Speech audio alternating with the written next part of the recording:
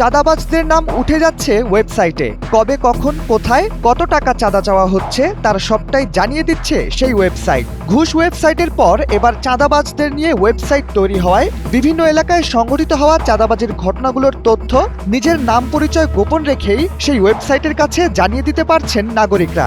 চান্দাবিডি.com নামক স্বতন্ত্র ওয়েবসাইট তৈরি হওয়ায় কোন কোন এলাকায় কিভাবে কত টাকা চাঁদা চাওয়া হচ্ছে তার সবটারই একটি রেকর্ড থেকে যাচ্ছে অনলাইন প্ল্যাটফর্মে। ওয়েবসাইটটিতে গিয়ে দেখা যায় সম্প্রতি সেখানে 214টি চাঁদাবাজির অভিযোগ জমা হয়েছে। এসব অভিযোগে যে পরিমাণ টাকা চাঁদা চাওয়া হয়েছে তা যোগ করলে দেখা যায় মোট 2,85,83,578 টাকা চাঁদা চাওয়া হয়েছে। ওয়েবসাইটটি দেখাচ্ছে চাঁদাবাজির ঘটনায় শীর্ষে রয়েছে রাজধানী ঢাকা।